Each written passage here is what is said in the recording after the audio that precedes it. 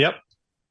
Yep. Anthony Slater with the Athletic. I guess ultimately, what were the factors that went into deciding not to make any significant moves?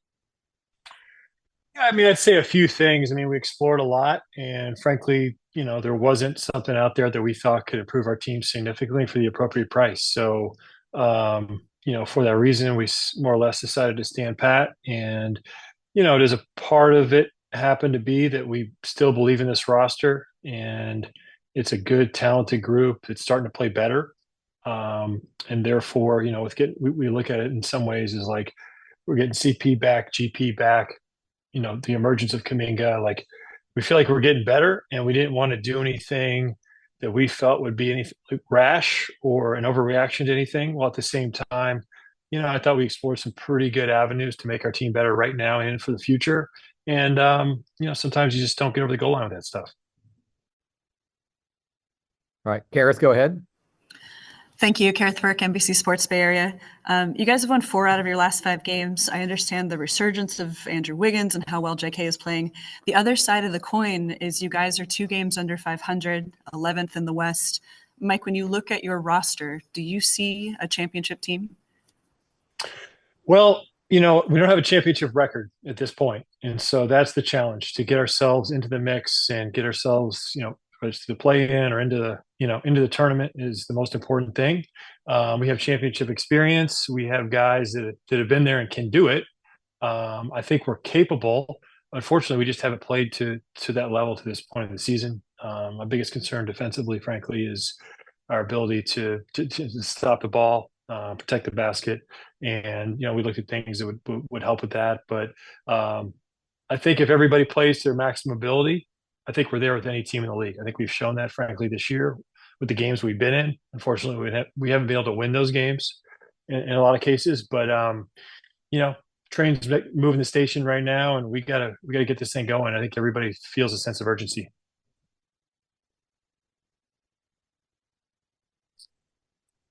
How much did I guess like the legacy of your guys come into play at this deadline? Like obviously, there are big contracts you could have theoretically moved, but Klay Thompson, for example, like means a lot to the organization. How much did that play into all this? I think for me personally in this situation, I think always going to do what's best for the organization moving forward. And so based on that, I mean, that's how we're going to operate. Whether it's this deadline or the summer in the future, I would say that's sort of my statement and feeling on that. So that's how we evaluated it in these trades here today. Monty Poole, NBC Sports Bay Area. Mike, what have you seen from the new starting lineup, specifically though the front court with Draymond and Wiggins and Kuminga, and just what have they done over the past few weeks that maybe helped you guys decide to stand pat? Yeah, I think you can kind of see a path there, which we didn't really have earlier in the season, trying out different lineups. I mean, obviously Draymond's absence really impacted that, but I think we see more speed, more length, playing faster, some disruptiveness, some athleticism, those types of things for this modern game that matter. We see some of that coming out, and I think for that reason, there's some hope and optimism, and we're going to ride that. Specifically on Andrew, earlier in this season, obviously he was, I guess you could say, underperforming. Was there anything that you think sort of happened, or was there any time you can point to and say, here's where things changed for him? I don't know about any specific point, but being the talented player that Andrew is, you got to figure at some point we felt like he was going to get to a level that he expects to play at, and we expect him to play at. And I think he's starting to get there, and it's great to see. But as far as any specific moment, can't really say that. But I think there is a sense of relief and confidence, not only from the coaches, the organization, but even the players, that like this idea that those 2 guys, JK and Andrew, couldn't play together. I think we're seeing that they can, and I think that should give everybody confidence. Mike, Hunter Andrews, ESPN. With Jonathan, the way he's been playing for the past 20-something games, all these double-figure scoring games, is this what you guys were expecting to see from him this season? Or similar to Monty's question about Andrew, did you see a switch somewhere in the past couple of weeks? Yeah, I think from JK's standpoint, we've had high expectations for him since we drafted him.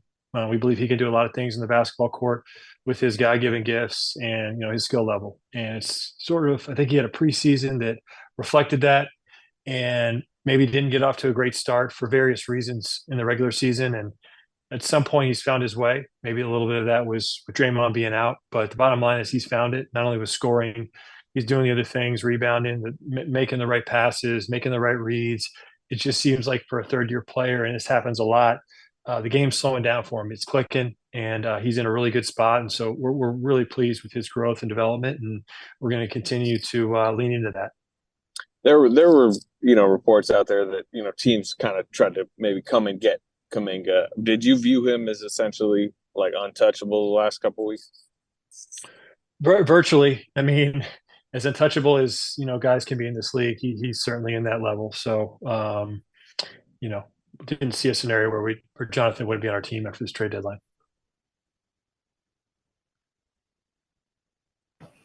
Trading Corey means you have an open roster spot. What would you like to do with that spot? Yeah, we've got, we easily have, we have one as it is. There's after today we may have two, and we'll look at different stuff. Haven't decided yet. I like the optionality of it, and I don't think we have to do anything immediately, but I think we've got some things in mind, and we'll see what happens.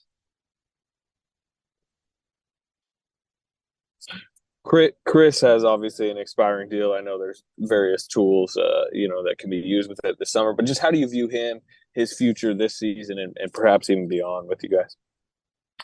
Yeah, I think we view Chris, kind of in the same light as when we acquired him. Everything's panned out pretty well. Leader, veteran player that's been really good for us. Obviously, he's had this injury, which, has been unfortunate. But I think for the most part, we've weathered the storm in his absence, and we look forward to getting him back. But we see him as an integral part of a piece of our team, and to have the ability to bring him back next year is, it's a really good thing.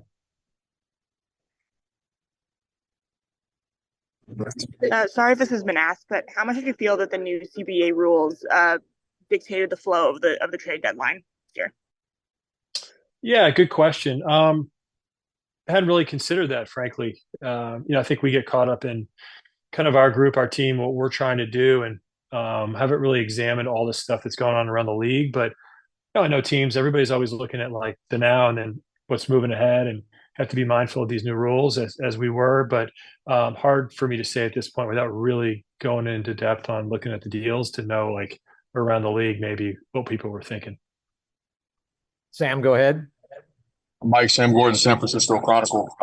You got guys who have played quite a bit in Santa Cruz who have came up and made an impact this year. How crucial has Wiggins been for your roster this year? You know what, Sam? It was breaking up a little bit. Can you repeat yourself? Yeah, Mike, he's asking about the guys that have played in Santa Cruz, right? The Lester Quinones is how they've helped us a little bit this year, and Guy Santos. Yeah, I think we've been really pleased with those guys' development.